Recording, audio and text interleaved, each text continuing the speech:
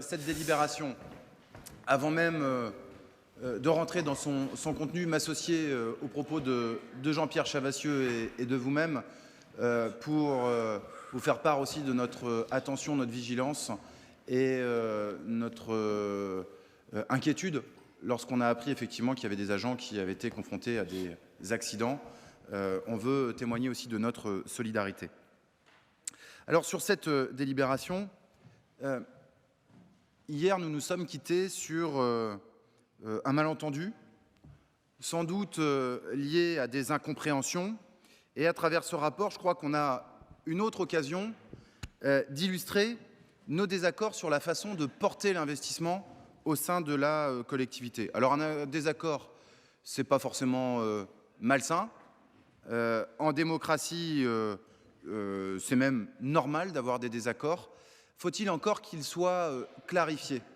Parce que des désaccords, lorsqu'ils ne sont pas clairs, ça génère toujours de la frustration, du malentendu. Et je crois qu'à travers cette délibération, on a effectivement la possibilité de mieux comprendre ce qui diverge et ce qui nous sépare sur cette façon de porter l'investissement. Ce rapport demeure important. Il concerne la compétence historique de la collectivité, vous l'avez dit, ce sont les routes.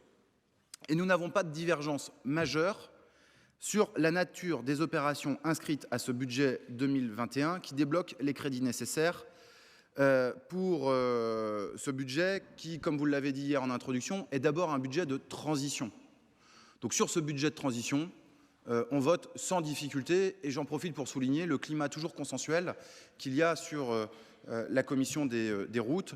Lorsqu'il y a des débats ou des opérations qui n'ont pas été discutées au sein de la commission des routes, ça a été le cas concernant une portion entre Segré et Rennes, on le fait savoir, mais Jean-Pierre est revenu nous voir en nous disant qu'effectivement il y avait eu un petit problème technique et que donc on aurait l'occasion de revenir là-dessus. Donc je réaffirme le climat consensuel au sein de la commission des routes. Il y a néanmoins sur cette délibération un point sur lequel nous souhaitons partager quelques remarques, c'est le développement des pistes cyclables. Depuis de longues années, vous le savez, nous défendons l'idée que les routes ne concernent pas que les voitures. Vous venez d'ailleurs vous-même de dire, après la prise de parole de Jean-Pierre Chavassieux, qu'il faut quand même rappeler que 80% des trajets s'effectuent en voiture. Et donc, quand on s'occupe des routes, c'est quelque chose d'effectivement important. Comme si les routes étaient associées aux voitures. Et que notre responsabilité, c'était de nous occuper des voitures. Il appartient donc, parce qu'il y a une diversité d'usages, de faciliter la diversité de ces usages sur les routes dont nous avons la responsabilité. Et la doctrine qui prévaut au sein de cette collectivité, qui consiste à dire que la route, c'est la voiture et les pistes cyclables, c'est la commune, est une doctrine, de notre point de vue, de plus en plus dépassée.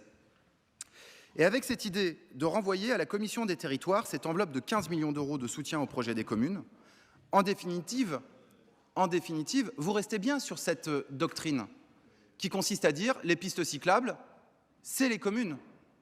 D'ailleurs, ça a été le mot de Gilles Grimaud hier. Et de notre point de vue, c'est une erreur, comme je l'ai dit en commission. Et nous voulons faire 3 remarques. La première, c'est que si le budget des pistes cyclables n'est pas décidé en commission des routes et des mobilités, si ce n'est pas la commission des routes et des mobilités qui décide de l'utilisation, de l'affectation des crédits en direction des pistes cyclables, alors quel budget va décider la commission des mobilités ? À quoi va servir le prochain vice-président des routes sur les transports doux ? Le rôle de la commission des routes et des mobilités, c'est de penser un schéma des déplacements. Et c'est d'ailleurs ce qu'a dit Jean-Pierre Chavassieux. Il va falloir que la prochaine commission réfléchisse sur un schéma global des déplacements. Et donc d'articuler les différents usages, y compris en lien avec la région, qui gère les trains et les bus interurbains, et y compris en lien avec les intercommunalités qui gèrent les transports en commun. Et dans ces discussions sur les mobilités, c'est bien le vice-président qui va être au front, le vice-président en charge des routes et des mobilités. Et donc, il faut bien qu'il ait dans sa besace un certain nombre de budgets et d'outils techniques. Il faut bien que sa valise soit remplie pour pouvoir discuter d'égal à égal avec ses interlocuteurs à la région et dans les intercommunalités. Il ne s'agit pas uniquement de discuter de la place de la voiture, il s'agit bien de discuter des routes départementales dans leur diversité d'usage. Deuxième point et deuxième remarque. Nous pensons que le département doit d'abord assumer ses compétences, ce qui est d'ailleurs ce que demandent les communes. Je l'ai dit dans un autre cadre, si on veut rapprocher le département des territoires, au niveau des solidarités, commençons par remettre des permanences d'assistantes sociales dans les mairies, et au niveau des routes, créons d'abord des pistes cyclables sur les routes départementales, c'est-à-dire là où nous avons la maîtrise d'ouvrage. Il ne faut pas qu'on attende des communes qu'elles portent une maîtrise d'ouvrage sur des projets qui seraient les leurs. Pourquoi ? Parce que notre rôle, ce n'est pas d'abord de financer les déplacements entre un hameau et un bourg, mais de financer le vélo entre le domicile et le travail ou le vélo au quotidien de manière plus globale, d'accéder aux gares, par exemple. On pense que la priorité, c'est notamment de faciliter la multimodalité. Pour illustrer cette approche, et sur un itinéraire que je connais bien, si on habite à Mazé, on doit pouvoir aller travailler en sécurité avec son vélo électrique dans la zone de Saint-Barthélemy le matin, aller dans le centre d'Angers à un rendez-vous médical ensuite, puis prendre le train, arrêt à la gare de Saint-Mathurin et retour à son domicile le soir. Sur l'ensemble de ce trajet, ce sont des routes départementales. Et on est bien sur des trajets qui sont entre plusieurs intercommunalités et entre plusieurs communes. Et notre rôle à nous, ce n'est pas de réfléchir les projets qui sont portés au niveau des communes, mais de réfléchir les interconnexions entre les communes et entre les intercommunalités.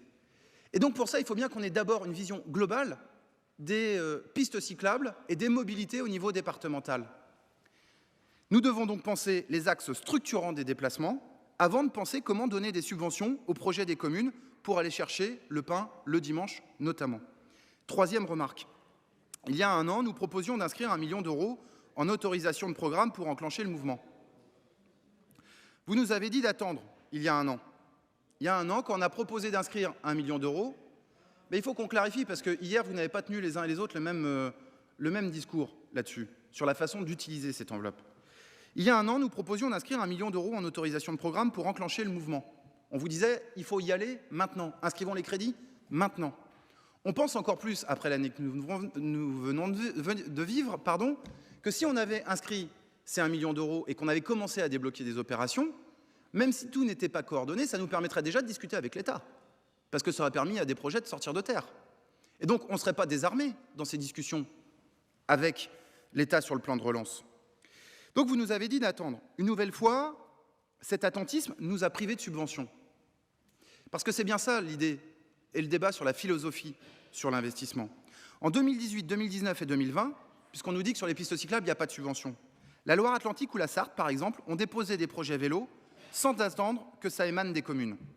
Ils ont bénéficié des fonds de l'ADEME, du fonds des mobilités actives pour résorber les discontinuités d'itinéraires.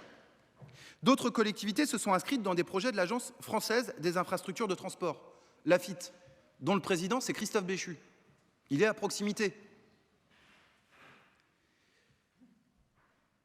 On a tous ces interlocuteurs à proximité, parce que l'ADEME, c'est quand même pas très loin. Il y a d'autres départements qui vont chercher les fonds à l'ADEME et qui ont déjà obtenu ces fonds par le passé. Et ce département est passé à côté. Et c'est pour ça qu'on vous dit qu'il est urgent de changer d'approche et d'être pilote et de fédérer les acteurs de territoire pour avoir une réponse globale, pour aller chercher ces fonds. C'est ce qu'on disait hier.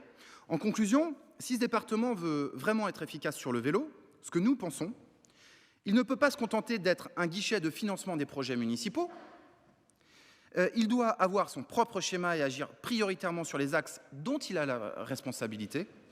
Il faut donc inscrire ces 15 millions d'euros dans le cadre du plan de relance, ce qu'on a dit hier, c'est-à-dire en les inscrivant sur nos compétences obligatoires d'abord, c'est-à-dire là où on a une maîtrise d'ouvrage. Et j'insiste bien, notre sujet, c'est de mettre l'argent en priorité là où on a une maîtrise d'ouvrage. Pourquoi ? Parce qu'on sait bien que le budget n'est pas extensible. On sait bien que cette collectivité reste quand même dans un état compliqué. Et quand on est capable de dégager 15 millions d'euros sur 3 ans, si on est capable de dégager 15 millions d'euros sur 3 ans, eh bien on pense que pour aider les communes à développer leurs projets, on doit d'abord être capable de leur projet, leur vision du développement territorial, On doit être capable de discuter avec elles sur comment nous, on peut mobiliser nos compétences pour aider au développement des différents territoires.